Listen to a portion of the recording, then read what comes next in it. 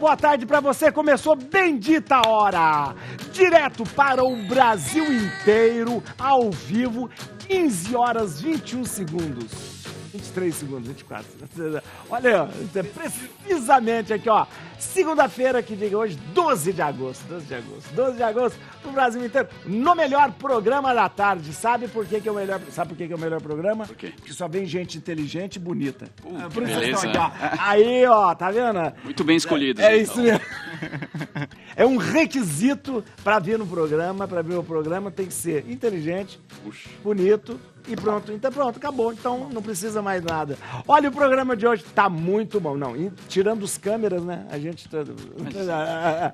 Olha aqui, ó. Eu quero que você participe. Já vou querer a sua participação. Como? Você vai participar com a gente aí, ó, usando o chat do YouTube. Como que você faz isso? Está assistindo pela televisão, pelo seu celular, computador e tal. Mas você pode ir lá no youtube.com/TV Rede Vida e aí você vai participar com a sua opinião, com a sua pergunta, o que você quiser, porque hoje tem muito assunto interessante. E eu vou apresentar para vocês, para começar, quem está com a gente aqui hoje, Jean Alessandro, psicólogo. Muito obrigado. Obrigado por ter vindo aqui. Obrigado por partilhar com a gente desse seu tempo, do seu momento. Muito obrigado por estar aqui com a gente, viu? Olha aqui, ó. E quem está com a gente? Dr. Cícero Matsuyama, otorrinolaringologista. Obrigado, doutor. Obrigado pelo convite, é uma honra estar com vocês essa tarde. Muito obrigado, obrigado mesmo por estar aqui, ó. A Sônia Concílio, obrigado por estar aqui mais uma vez. Olha, já vou mostrar o livro da Sônia. Mostra aqui, ó. Esse é o livro dela, que é um sucesso, né? Olha aí, ó, Sobreviveu. Que li e aprendi e vivi no meu luto, né? Uma abordagem muito interessante sobre o luto, né? Feito a partir de sua vida, né? É isso, obrigado, padre. Viu? Prazer estar aqui sempre. Obrigado mesmo.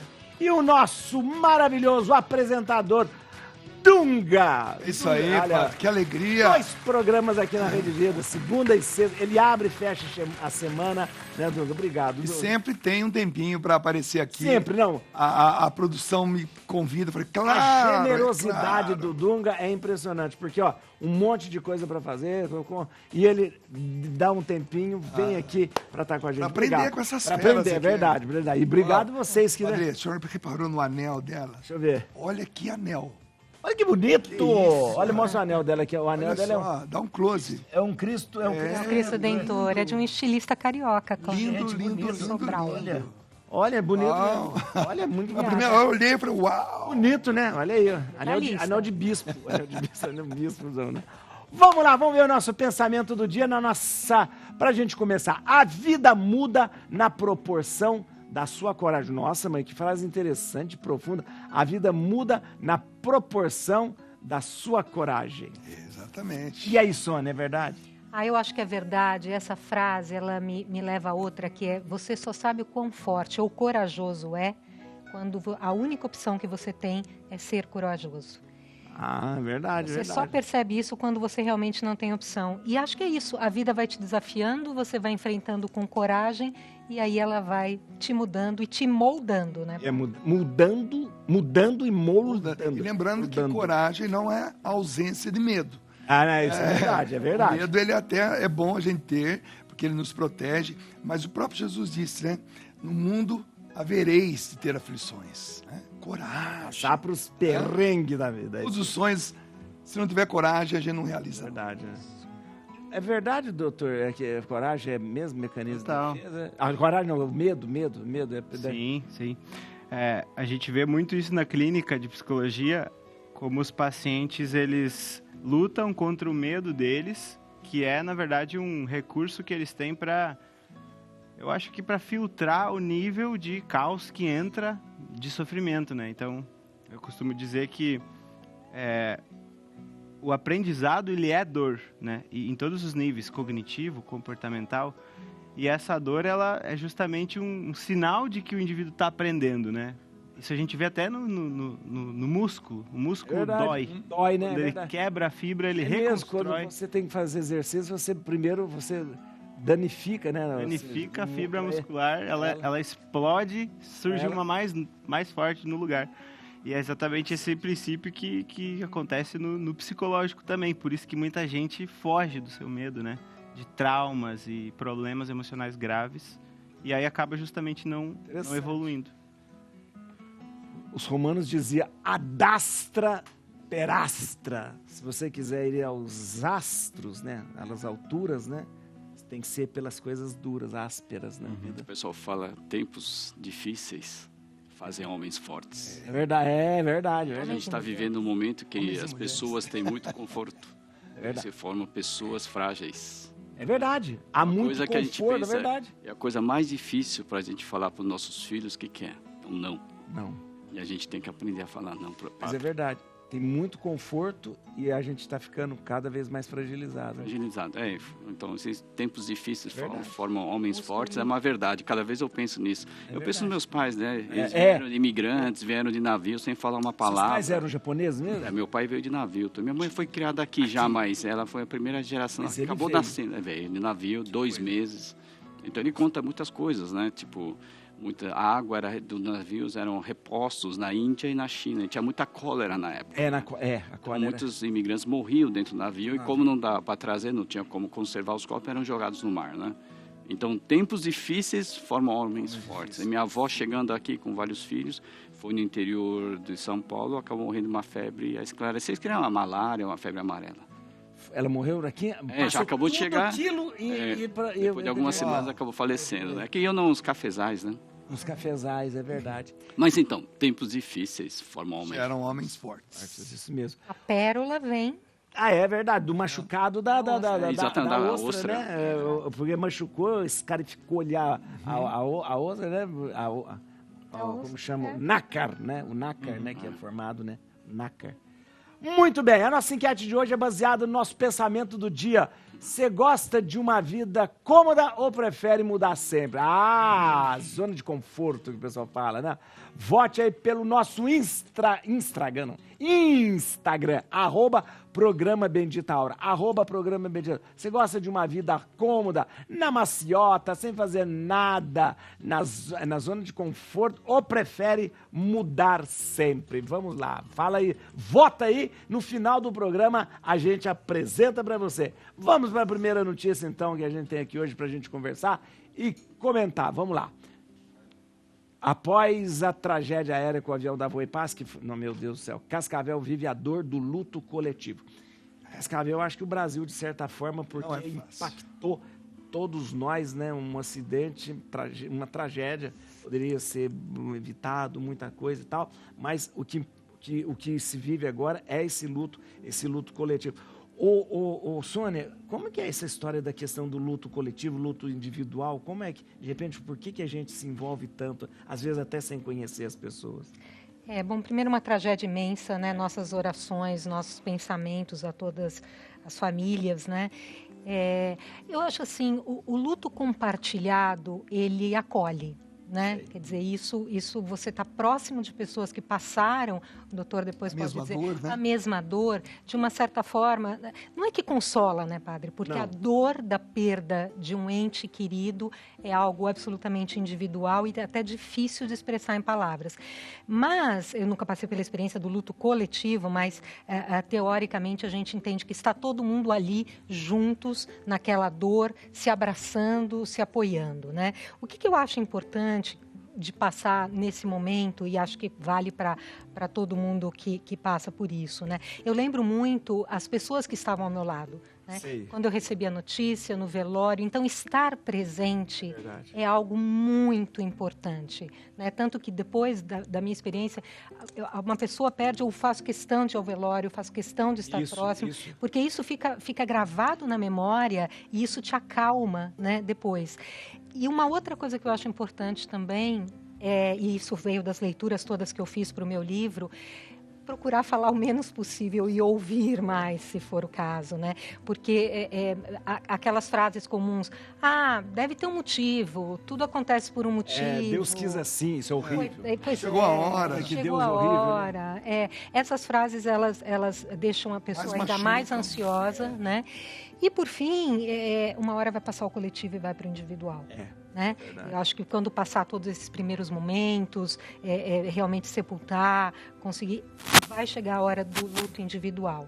E essa hora talvez seja mais difícil, e o que eu recomendo sugiro, melhor dizendo, para essas pessoas ou para outras passando por isso, esteja por ali, né? Se faça presente, mesmo que à distância.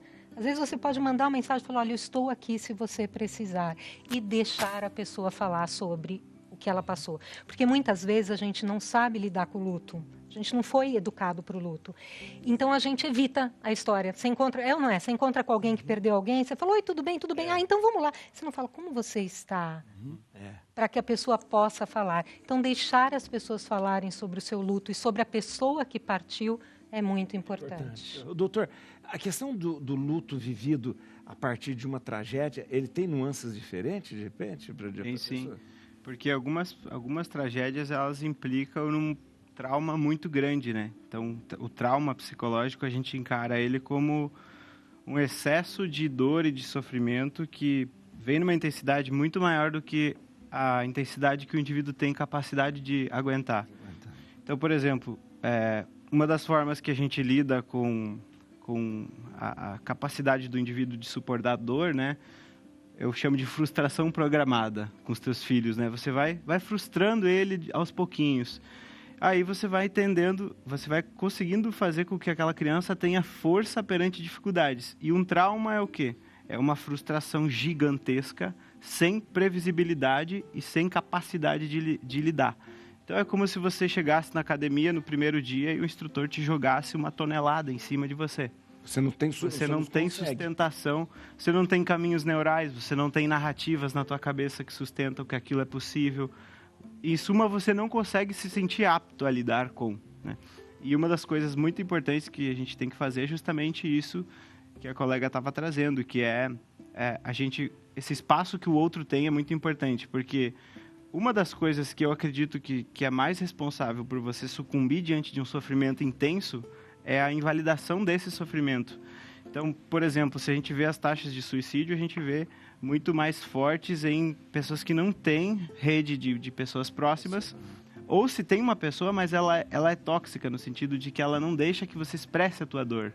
Então, você vê, por exemplo, quando você está conversando com alguém e a pessoa está relatando um sofrimento, se você fala, mas isso é frescura, mas isso não é tão sofrido, aquela pessoa parece que sofre mais. Sim. Ou seja, é necessário uma validação do sofrimento, né? Que você consiga narrar, que essa narração seja ouvida, né? Seja validada pelo outro. E é justamente isso. Às vezes a gente não tem que falar nada, às vezes a gente só tem que se mostrar apto a ouvir, né? Só isso. A palavra, eu sempre gosto de lembrar da palavra consolo, vem do latim consolos, estar com quem está só. Então, estar com quem está só. Na verdade, o sofrimento é um momento de solidão. Então, o consolo é esse, eu estou com a pessoa. Eu não falo para a pessoa, estou com a pessoa, né? Essa questão de tragédia, eu queria até falar uma coisa, eu acho, porque todos nós fomos impactados com a tragédia, e você disse uma coisa muito importante, cuidado com as palavras, né? Tem coisas que a gente acaba escutando, talvez porque a pessoa quer dizer alguma coisa, uma pessoa que não foi viajar, Deus me livrou, ou sim, foi um livramento. Cuidado com isso, porque Deus não livrou você. A pessoa pode falar, a família que de repente, perdão, que fala, mas Deus livrou você, não livrou a minha família? Então Deus livrou você, não... porque Deus então quis você, então cuidado, que não é esse momento de dizer que Deus fez isso, esse Deus argumento é muito raso, né? Muito raso. Agora, uma coisa que eu queria acrescentar, essa aeronave não pode mais voar, esse modelo. São mais de 150 acidentes com esse tipo de aeronave. São mais de 300 pessoas já vitimadas por causa dessa aeronave. Ela não tem capacidade de suportar o gelo que forma sobre as asas dela. Então, desde a concepção desse projeto, já foi um projeto errado. Claro que eles vão chegar agora a essa conclusão, estão estudando, mas essa... Custa de muitas vidas, né? De muitas vidas. São mais de 300 pessoas que já morreram por causa desse tipo de aeronave. São mais de 150 acidentes. Então, eu vejo que agora tem que ter um olhar muito técnico, clínico, muito assertivo, porque esse é o quinto, se não me engano, o quinto maior acidente aeronáutico do Brasil. Então, temos Dunga, que ter eu gosto muito de ler, a vida toda, desde criança, eu li Seleções. Até hoje eu tenho, Seleções, acho que não mais lendo do que Seleções. E há um tempo atrás eu li um artigo nas Seleções que contava mas na Europa, um caso semelhante por causa de gelo no ATR. No ATR. Eu fui procurar, eu tenho todas as seleções. Eu fui procurar para fazer, onde foi esse, mas eu vi um caso semelhante. Gelo no ATR, uma coisa nas seleções. Aliás, eu estava procurando, folheando, acho que é mais fácil na internet. Mas eu sou assim também. Esqueci de ter internet, né? Esqueci de ter internet, né? Mas é importante. Vamos lá, tem mais uma notícia aqui? Vamos ver, gente, vamos lá. Cristo vive, os jovens têm sede desse anúncio que é sempre atual. O Dunga é o nosso, olha, nosso especialista. O Dunga foi o grande precursor de um movimento maravilhoso chamado PHN. Que hoje é hoje é um dos maiores do Brasil, né? Em todos os lugares, você vai em qualquer lugar tem um PHN. Peguei o PHN em 28 países diferentes. PHN é por hoje não, é uma sigla, chama por hoje não. Por hoje não. E começamos o primeiro encontro com 1.500 jovens e em 2019, que foi a última edição que eu participei, tínhamos 220 mil jovens no encontro. Então, e é justamente isso. Acho que todo jovem, e todo jovem de espírito também, que é o nosso caso, nós temos sede do anúncio de Jesus Cristo. Cristo realmente vive. E a gente tem contato com a vida quando a gente aborda um andarilho, um mendigo, um senhor que está nos seus últimos dias, uma criança que nasce, o filhinho do nosso querido colega aqui com 2 anos que está aprontando horrores. Olha aí. Eu acho que tudo isso a gente percebe a vida, sabe? A vida. Esses dias, aproveitar que tem a profissão mesmo que é otorrinolaringologista. Esses dias eu perdi minha voz completamente. Completamente. Mas, assim, afônico. É isso aí. E eu tinha 2 shows no final de semana. E já era quinta-feira. Aí me indicaram um especialista aqui em São Paulo. Cortisona. Saí lá de Pindamonhangaba e fui. E ele, sem usar o recurso da cortisona, ele veio levantando a minha voz, levantando. Ele falou pra mim assim, eu cheguei sem falar. Ele disse, você vai sair daqui pelo menos cantando 2 músicas inteiras. Eu achei impossível aquilo lá, impossível. Mas veio trazendo. Quando eu cantei a segunda música, eu chorei. Eu chorei por quê? Porque eu vi vida. Eu vi vida de novo, porque a gente perde voz. É verdade. É a impressão que a gente morreu. Você não tá... Então, acho que a vida e esse Cristo que vive, ele está presente numa superação de um luto, né? Numa criança que você sabe que está se divertindo lá embaixo, numa voz que volta. Eu acho que quando a gente apresenta Jesus Cristo, a gente tem que apresentar, principalmente para a juventude, essa possibilidade da vida voltar. E hoje os nossos jovens, infelizmente, eles estão pensando em tirar a vida, enquanto a gente está pensando em viver até os 90. Eles estão pensando em tirar a vida, não pode. Então, o jovem realmente ele tem essa sede por esse anúncio. E cabe a nós, aqueles que estão vivos, olha, interessante. Já passamos por essas experiências, dizer a ele que realmente é importante. Ou como eu estava pensando, como que eu seria em inglês por hoje não? Not today? Today. Not today. Ou então em italiano, por hoje não. Olha, podia fazer em todas as línguas, né? Por hoje não. Mais uma notícia aqui, vamos ver aqui. Vamos lá, gente. Aqui, ó. Problemas vocais podem prejudicar a vida pessoal de professores e aprendizado de alunos. Incômodos que permaneçam por mais de 15 dias podem indicar casos sérios de lesões nas cordas vocais e revalidação especializada. Vamos falar com quem entende. Aí sim, agora tem o... Agora com quem entende. Olha a expectativa. Ali está falando 15 dias. Uma pessoa, de repente, uma rouquidão de 15 dias... uma coisa, pode já ficar de orelha em pé. Porque, às vezes pode ser uma lesão já permanente, né? Para não tornar permanente, tem que fazer um tratamento adequado. Que é o mais importante que você falou, Dunga, é uma coisa muito importante. Tudo que envolve de otorrino, que é baixa de audição e de voz, deixa a pessoa triste. Cada comunicação. A pessoa que enxerga pouco consegue se comunicar. Pode ver que todos os filmes, a pessoa que enxerga pouco é aquela personagem muito inteligente, consegue se virar muito bem, faz as suas coisas, cozinha e tal. Quando eles abordam a pessoa que não ouve, aquela pessoa que é meio difícil de aprendizagem, difícil de comunicação, muitas vezes é tratado com chacota. Daí a importância da comunicação para a gente, no ser humano. Por isso que você ficou com maior vida depois que recuperou a voz, porque você consegue se comunicar. Tá? Normalmente, esses 15 dias, abaixo de 15 dias, são processos agudos. que através da medicação, seja esse que o padre falou, ou com os outros, a pessoa pode se contornar. Acima de 15 dias, algumas lesões podem se tornar mais chatas ou mais tempo a mais para ser tratamento, como fazer fonoterapia, fazer tipo uma fisioterapia para a voz. Então precisa passar realmente com um especialista, seria nós, né, os otorrinolaringologistas. Também colocar na nossa agenda anual a ida ao otorrino. O profissional de voz tem que, pelo menos, você que cuida, e o padre, tem que pelo menos ir 2 vezes por ano. Eu uso errado a voz. Então, existe todo um tratamento para isso, uma terapia para isso. Como utilizar melhor o diafragma na hora que você falar. Para não forçar. Exatamente. Que surgem os famosos calos das cordas vocais, que são espessamentos que dão na corda vocal. Porque, na verdade, a corda vocal é uma membraninha que a gente usa para... Mas a gente não depende só dela, depende da musculatura que está do lado daqui da região do pescoço. Pode ver aquelas grandes cantoras, quando dá uma nota muito alta, vem todo aquele enturgecimento do lago venoso aqui do pescoço. Tamanha força que faz. Então, tudo isso tem que ser muito bem controlado. É interessante, porque todo mundo que eu ouvi quando comecei, eu canto há 30 anos, né? E as pessoas dizem, você tem que cantar pelo diafragma. Eu falei, mas onde que está esse o diafragma? Mas tem que ensinar você. Então, não é assim. Né? Tem gente que já nasce com esse dom. Exato. Mas as pessoas têm que ser aprimoradas. Localizar esse lugar para a gente apoiar a voz. Então, isso tem que ser um profissional mesmo para nos orientar. Agora, desculpa, padre. Pode falar. Não, mas não são todos os profissionais, mesmo os otorrinos, que cuidam de voz.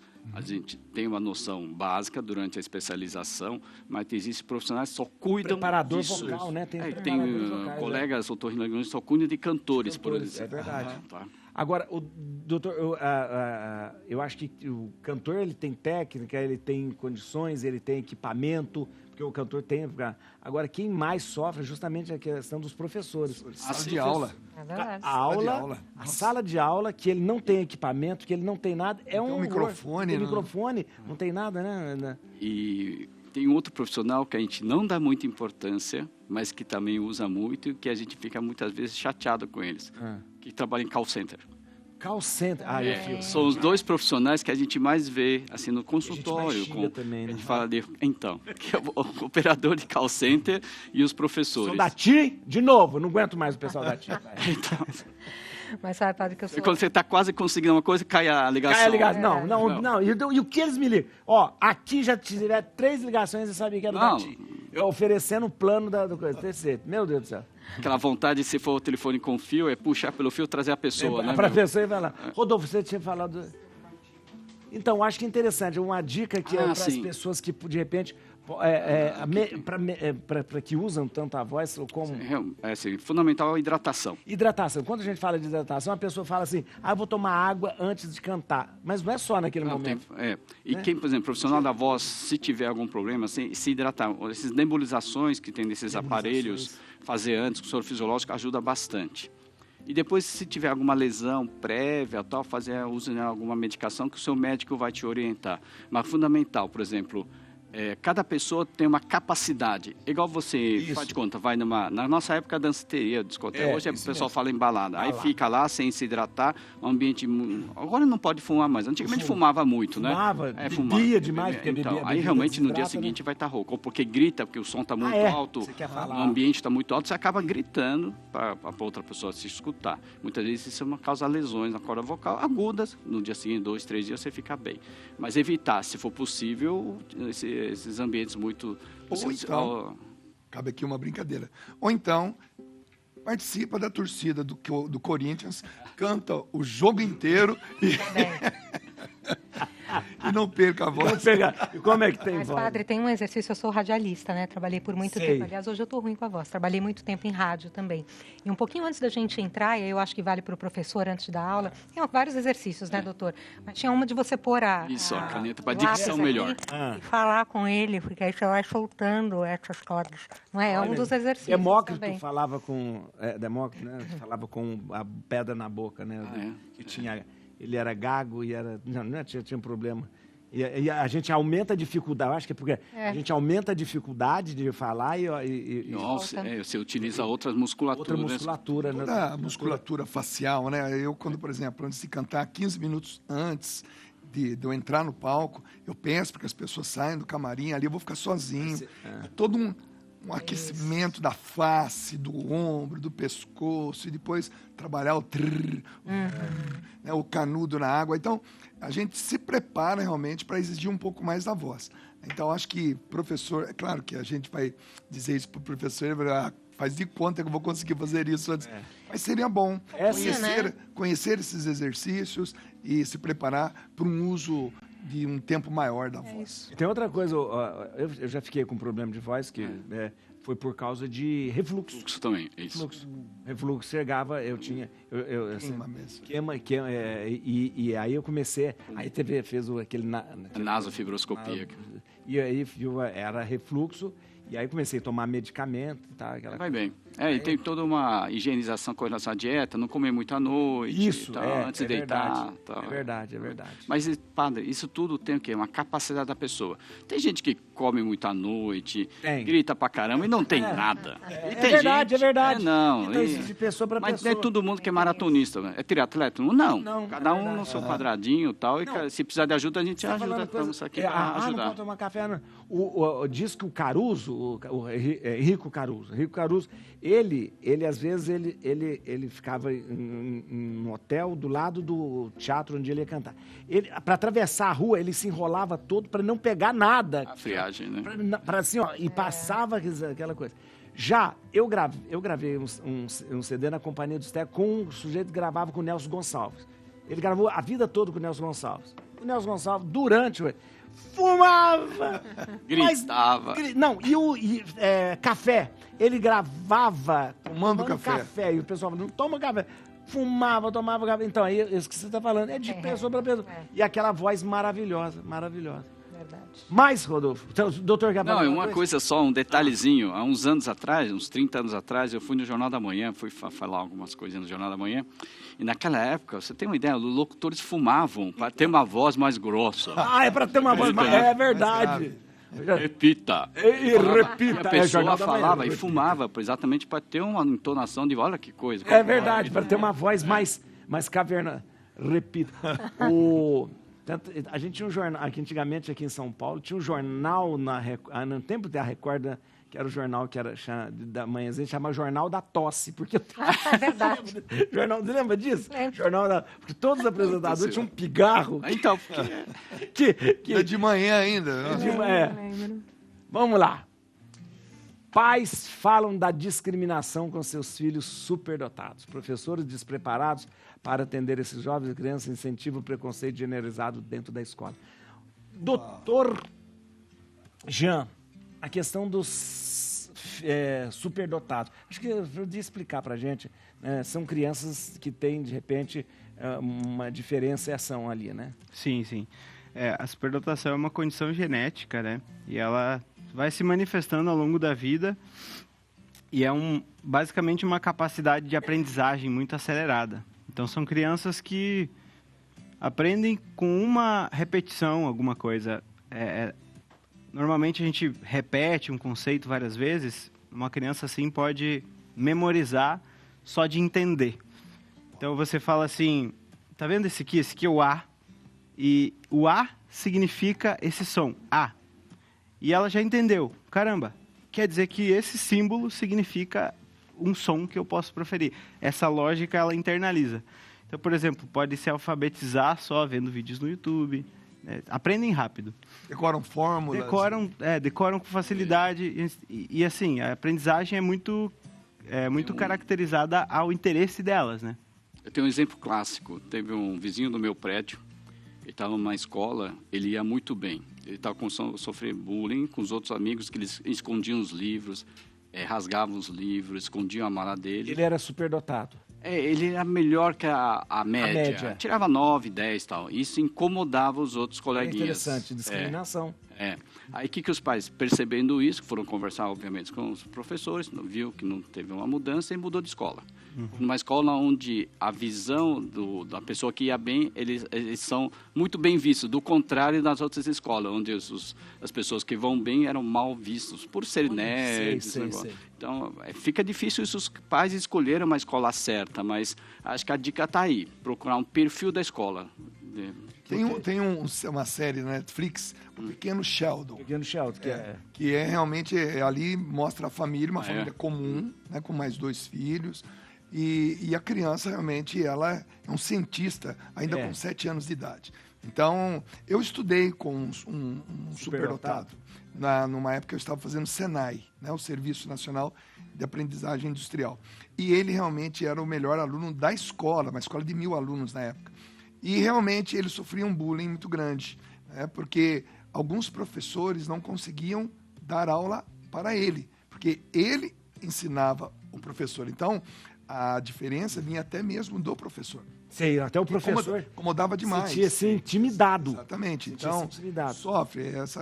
Graças a Deus, isso é um dom maravilhoso. Nós temos pessoas assim no nosso meio que precisam ser vistas com mais carinho. Agora, é visto diferente, né?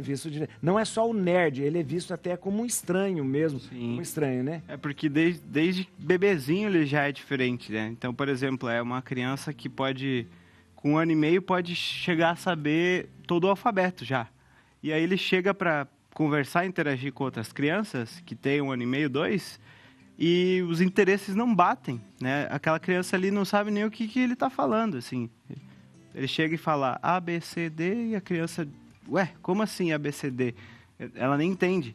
Então vai rolando uma química, assim, de exclusão meio natural, que isso é uma coisa que acontece com o ser humano naturalmente.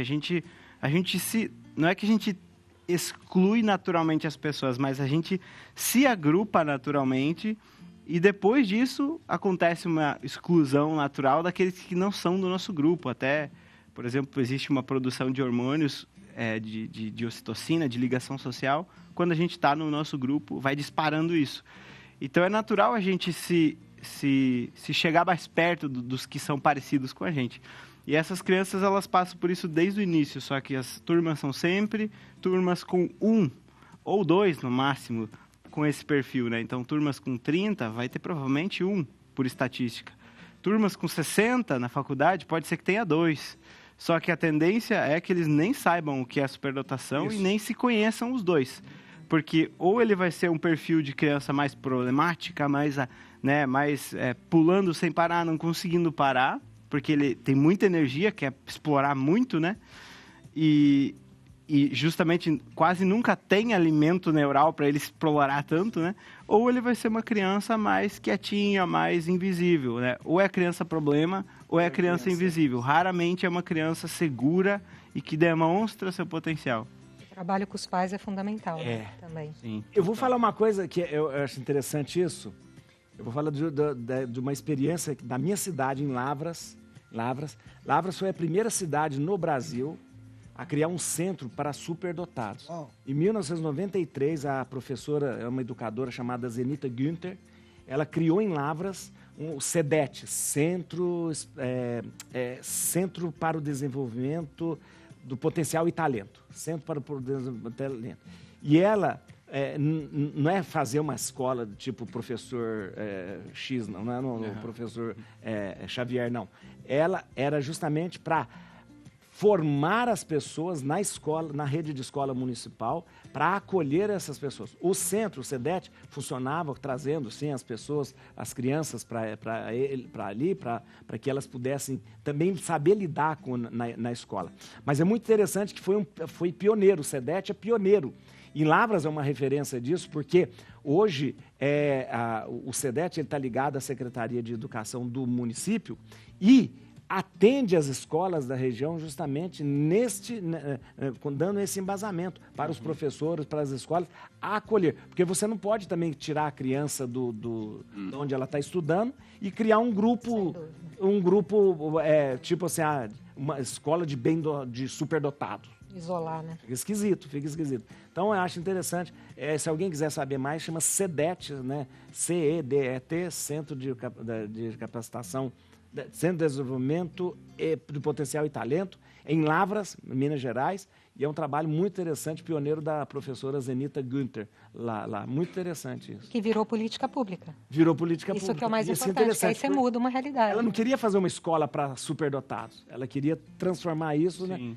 E descobrir, porque às vezes, o que o doutor está falando, Às vezes aquela criança que é problema, não é criança problema, é um superdotado, né? Descobrir essas pessoas ali. Ou aquela criança quietinha, que lá, ela não é problemática, ela é superdotada, né? Sim, ela tá se sentindo invalidada ali, ou entediada, ou assim, com vergonha de falar assim, eu não tenho mais o que fazer, sabe? Ela aprende muito rápido e ela logo fica entediada.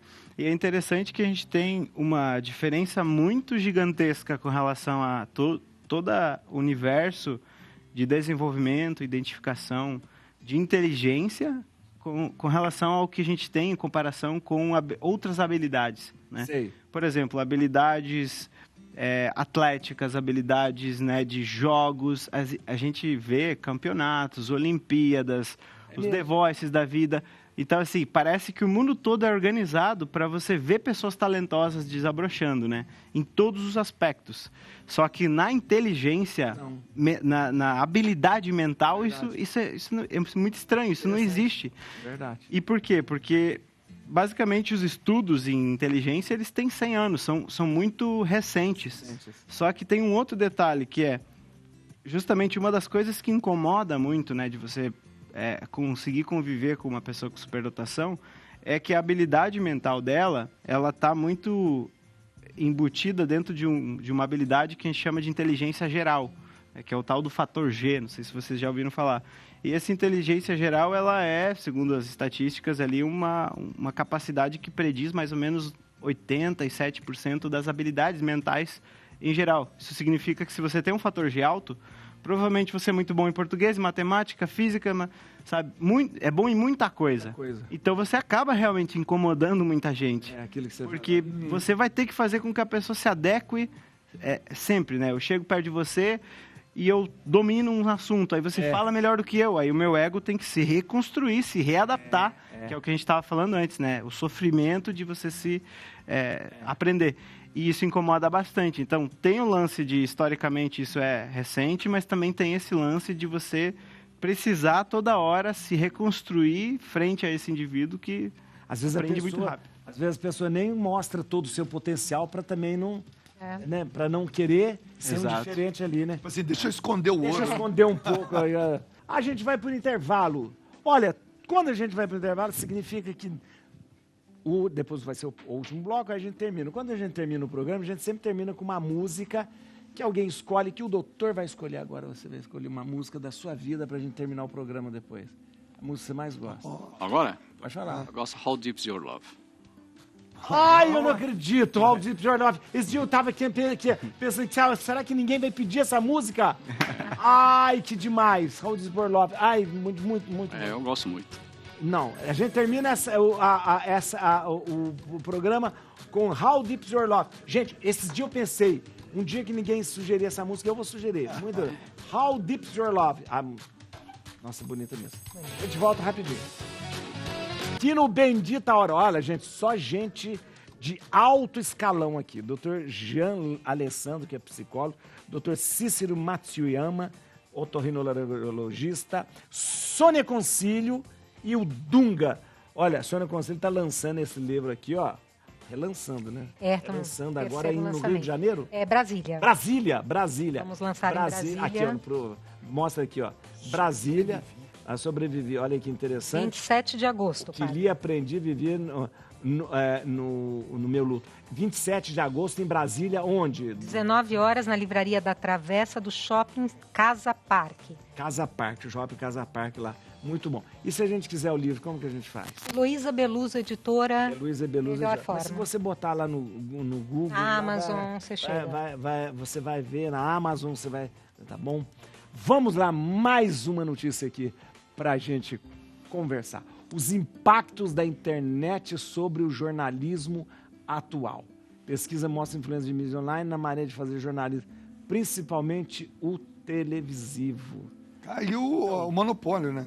É verdade. Caiu o monopólio. Antigamente tinha as emissoras tinham a sua linha, né? Sim. Os jornais também, né? Faziam naquela época um bom papel. Isso. Bom papel. Agora... Pelo menos a gente não sabia. Não tinha ideia contrária. É verdade. É verdade. Mas era interessante. você tinha assim, as linhas editoriais. O Estadão falava uma coisa, a Folha falava outra, né? Jornal do Brasil. Né? Cara, então, eu gosto do Estadão. Então você sabia, mas hoje não existe mais isso, né? Não existe hoje o apresentador de jornal, ele se tornou um protagonista, praticamente um artista. Ele desenvolve um personagem.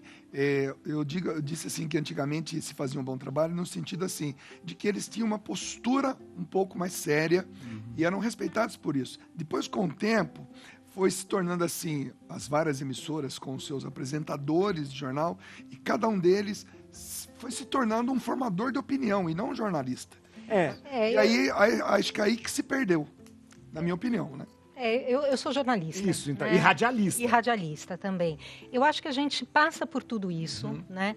Agora, eu acho que o importante, e os veículos sérios fazem isso, é lembrar a origem do jornalismo. Isso. Né? Jornalismo é para contar uma história com isenção, ouvindo os dois lados. Qualquer coisa fora disso é opinião. Então, ele é um articulista.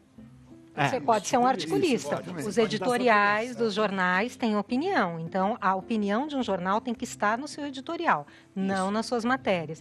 Então, eu acho que a gente tem que falar sobre isso para poder escolher os veículos que a gente vai ler. Né? Principalmente agora que é uma profusão na internet. Exatamente, exatamente. Agora, eu acho que a internet traz um principal desafio para as mídias impressas, que as coisas acontecem em segundo.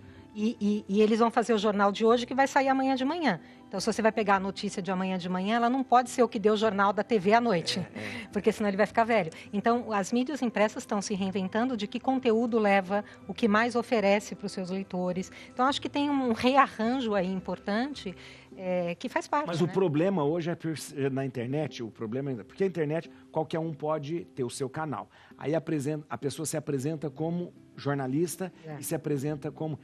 Mas, como você disse, ela está dando a opinião dela. Então, muitas vezes, a fonte não é a fonte de um jornalista, é a fonte de uma pessoa que se identifica com um grupo político, com um grupo... E aí fica um monte de gente falando. Aí a pessoa fala assim, olha aqui o que eu vi na internet. Não, o que eu vi na internet tem que ter pelo menos um fundo, uma origem jornalística. Procura a fonte. Procura a fonte primária. Hoje tem que ter um empenho, nós que somos os consumidores da notícia, nós temos que ter um empenho de ouvir pelo menos umas 4 ou 5 fontes. É verdade. Para nós fazermos o nosso discernimento.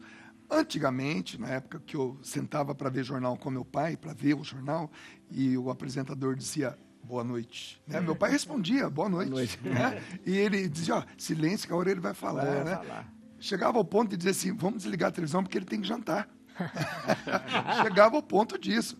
Então, hoje, nós que somos consumidores, nós temos que ter um processo de apuração maior. Né? A gente não pode pegar uma notícia e engolir como se fosse a verdade. A gente tem que ouvir, repassar, né? Nem repassar. Isso mesmo. Principalmente. Exato. Acho que nós temos hoje um processo maior de discernimento. Não tenha dúvida, não tenha dúvida. Isso que você falou. Recebeu notícia? Primeiro vai nessas... Eu, geralmente, o pessoal me manda um monte de fake news, chega, todo um grupo chega, pá. Eu sei, aí vou no UOL, vou no G1, vou mais numa coisa, tá? Porque são grupos de comunicação. O UOL está ligado à Folha, né? A G1 está ligada ao Globo, né? Aquela coisa, então são grupos. Mais uma notícia aqui pra gente. Perda auditiva avança em jovens e idosos e acende alerta. Jovens deve ser por causa dessa porcaria do fone de ouvido. Eu que estou falando, ou não? Não, mas é verdade, é por causa do trauma acústico, né? Né? É por causa dos sons muito que altos. Aumenta, a gente tem um limiar que a gente suporta em termos de aumento de sons. Chega ultrapassando esse limiar, seja por intensidade ou seja por tempo muito prolongado, aí pode causar. Tempo, né? Exatamente. Tipo, às vezes por um tempo muito grande, o tempo tipo explosão, por exemplo, de um rojão ou de uma mina que estão uma pedreira, por exemplo. Aí não é tempo, né? Pode danificar. É pro resto da vida. É uma das poucas coisas que a gente não consegue recuperar, né? Por sorte, às vezes, dando medicação, recupera, mas... Mas isso é o quê? É aquele negócio do tímpano ou não é só Não, o tímpano é só uma membrana quando a gente ouve, né? Existe todo o conteúdo. Estourou meu tímpano. Às vezes acontece mesmo, por causa que o som muito intenso lança uma onda sonora. Na verdade, é um ar muito violento que nós temos uma membraninha igual de tambor, com um ar muito violento e lá... ela fura. Pode furar. É mais raro, mas normalmente é lesão neural mesmo. Agora, né? essa questão do fone de ouvido, isso é uma lesão neural, no nervo. No nervo. Tanto que, se você pegar esse seu... O iPhone mesmo aqui. Mas os celulares mais modernos, eles têm um limite de aumento já. Tem. Ele ou coloca um aviso. A partir disso, dessa intensidade, você vai ter uma lesão tal. Então, a pessoa acaba não colocando intensidade. Mas o som, assim como qualquer outra coisa, ele fica cada vez mais confortável sendo alto. Por isso que a pessoa cada vez vai colocando mais alto. Mais alto. Agora, os idosos perdem por quê? Porque estão vivendo mais. Porque estão vivendo mais. Não tem dúvida. Porque na década de 70, a pessoa vivia até os 52, 55 anos. Hoje, eu tenho 58. Inclusive, hoje estou fazendo aniversário. 58 não acredito! 58 anos. Muito obrigado. Parabéns, quando eu estava me formando em 90, vou fazer 35 anos formado agora, um médico de 58 anos falou, nossa, que ele está muito velho. Pô, tem 35 anos de formada. Pô, eu já estou com 35 anos de formado quase. Vai, caramba, né? Você vê, eu não... Assim, pelo menos assim, eu não me sinto assim. Não, 58 anos é um garoto. É um garoto. Menino. Mas uns anos atrás, 58, um médico de 58, 60 anos, tá com 35, 40 anos formado. Pois é, você vê como mudou. E normalmente assim, eram os médicos até com bigode todo já amarelo, de tanto fumar. De tanto fumar. Você lembra? O médico mandava o cardiologista atendia com cigarro no cinzeiro, assim, eu lembro, doutor, a minha avó, o cardiologista, tirava a pressão. Assim, ó. Coloca no canto, assim, ó. No cantinho, assim, ó. E passava a receita assim. É verdade. Batia assim, ó. Continuava, pô.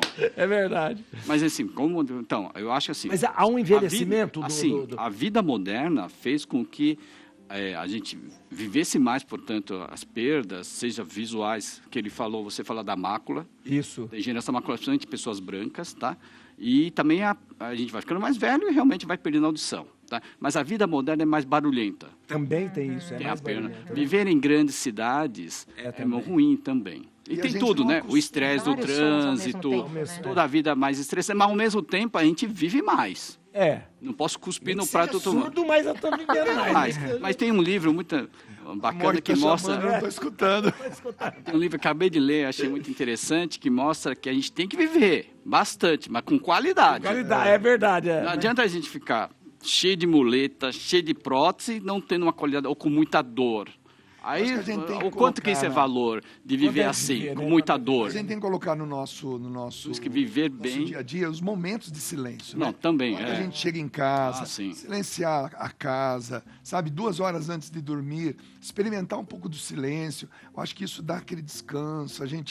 Porque eu trabalhei 12 anos numa fábrica, numa oficina mecânica. Nossa. Né? Então era lixadeira, máquina de solda, chapa batendo. Então eu usava o protetor auricular, certo?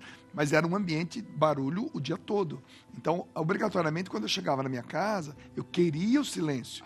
Hoje eu trabalho com música, então 3 vezes por semana eu estou num palco com os decibéis, com retorno auricular, na medida certa. Então, cuidar do ouvido, para mim, no meu caso, é essencial para a minha profissão. A gente precisa colocar o silêncio na pauta do dia. O som do silêncio é muito gostoso. É bom demais. Eu acho, doutor, que tem uma recomendação em relação ao celular, né? Sim. Algumas horas antes de dormir, de ir para cama, assim você como já café, não né? olhar. Café depois das 6, do padre. Porque tem todo o estímulo visual, né? Da questão estímulo, exatamente. O Phil Collins tá surdo. Parou de cantar por causa disso. O Phil tá surdo. E não consegue, também tá com problema neurológico. Neurológico também, né? Vamos lá, tem uma... Pequeno baiano de 2 anos fala português, inglês, russo e coreano. Meu Deus, apenas um ano. Daniel já sabia ler e escrever em português. Aos 2 anos ele já reconhece outras 3 línguas. Uau! A pessoa fala, opa, isso é espírito. Que espírito? Isso é superdotação, né? Total, esse é um caso de uma superdotação bem elevada, assim, né? Tem diferentes graus, assim, dessa condição. E esse exemplo é um exemplo de uma pessoa que provavelmente, aí, se você conseguir fazer testes de neuropsicológicos com esse menino daqui a um tempo, ele vai dar um QI altíssimo. Então, não é uma coisa comum nem dentro da superdotação esse tipo de performance, assim, né? Sei. Sai daquilo que se espera. Exatamente, assim. Então, a gente tem uma diferença grande entre a pessoa típica e o superdotado, mas dentro do superdotado já se abrem alguns graus, e esse é um caso de um grau extremamente elevado. Porque 2 anos é uma idade que a criança começa a conseguir se comunicar, né? E esse caso, por exemplo, ele traz uma questão interessante, que é os pais relatam que encontraram ali uma dificuldade de fala nesse menino. E aí você diz, mas ué, fala todas essas línguas e tem dificuldade, um atraso na fala. Mas a questão é a seguinte, não é que ele não quer falar porque ele não consegue. Ele se interessa por aquilo ali, né? Que são os símbolos, os números, são essas coisas que são interessantes para ele, que é esse signo que ele tem que decodificar, olhar, memorizar e trazer à tona, né? E ele não se interessa muito por falar, quero água, né? Porque provavelmente os pais já entendem como ele funciona, e aí quando ele quer água, os pais já vão lá e dão água, já sabem o que ele quer. E ele volta toda a energia dele para aquilo que ele se interessa. Então isso é muito comum. A criança ela tem uma dificuldade em alguma área e uma extrema facilidade em outra, uma proficiência excelente em outra área. E aí os pais acham que tem algo de errado. Mas não tem nada de errado. O que acontece? O interesse do superdotado ele se canaliza de uma forma muito intensa.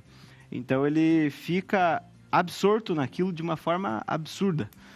O meu filho, por exemplo, ele com 1 ano e 5 meses, ele sentou no meu colo e eu ensinei para ele o alfabeto em questão de uns dias, assim, do A até o Z.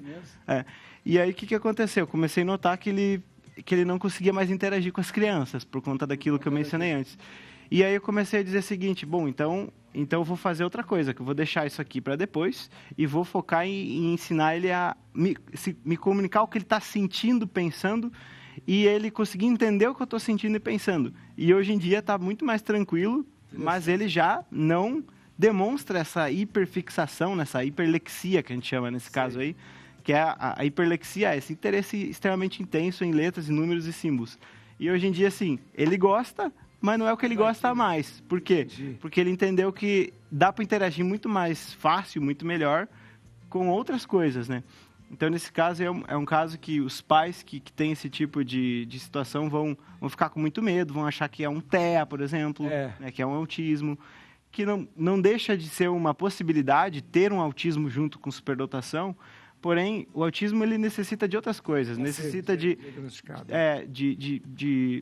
problemas comportamentais, assim, as estereotipias que a gente chama, né, que o indivíduo não consegue controlar para regular sua emoção, a sua emocionalidade, ele faz movimentos repetitivos e tudo mais.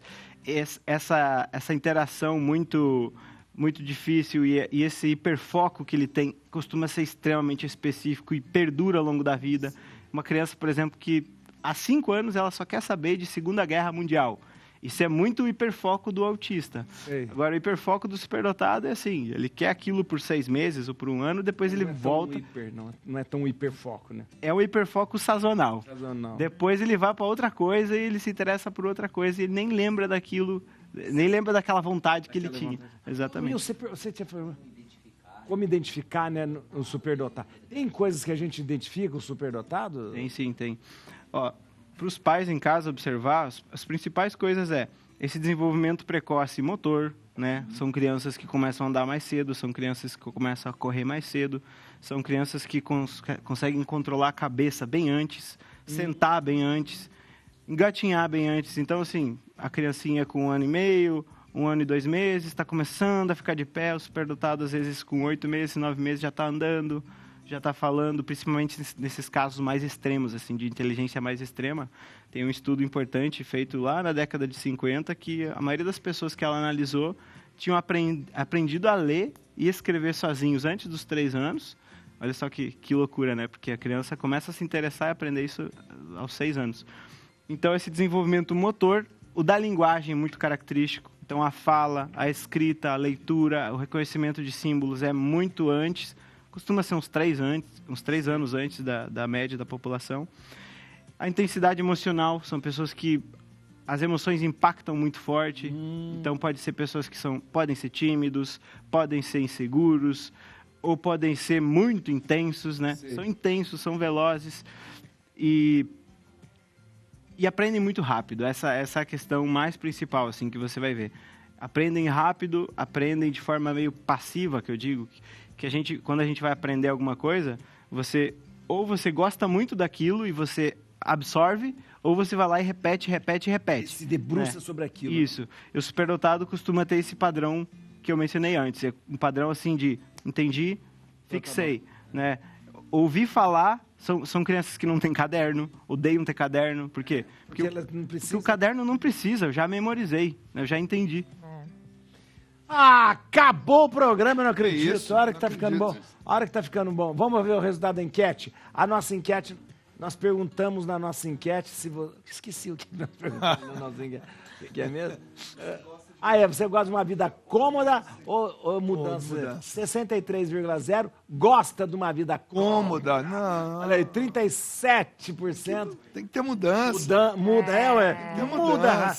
sempre. Mas aí você vai depender do perfil da pessoa que está assistindo. É verdade. Você quer Os superdotados estão nos 37 lá. 37, né? Nada é estável na vida deles. Uma vida cômoda com mudança. Cômoda. As duas coisas. Olha aí. Melhor, sempre para melhor, né? Você não vai mudar para pior. Verdade. Pô. Nosso aniversariante do dia escolheu How Deep Is Your Love. Toca! Muito bom. Olha aí. Cansei muito isso com a minha esposa, hein? 77. Olha aí. Meu Deus. Olha, ó. Quero agradecer. Muito obrigado, Dr. Cícero Matheus. Parabéns prazer. pelo aniversário hoje. Obrigado. O dia do aniversário vindo aqui. Que beleza. Olha aqui, ó. Obrigado mesmo. Prazer.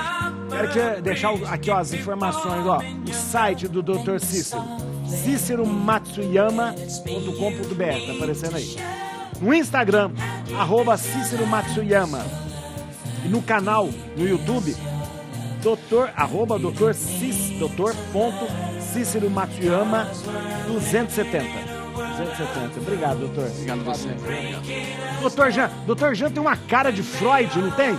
Não tem? Olha, eu tava olhando totalmente Freud. Freud veio hoje pro nosso... Doutor Jean, muito obrigado. Viu? Obrigado, eu que agradeço. Mesmo. Foi um prazer. Ali, ó. Atenção, você pode acessar o site do Dr. Jean, altasabilidadessuperdotação.com, tudo junto, altasabilidadessuperdotação.com, tá bom? E no Instagram do Dr. Jean Alessandro, que é especializado em superdotação, @JeanAlessandroB. Bertô. B de Bertô.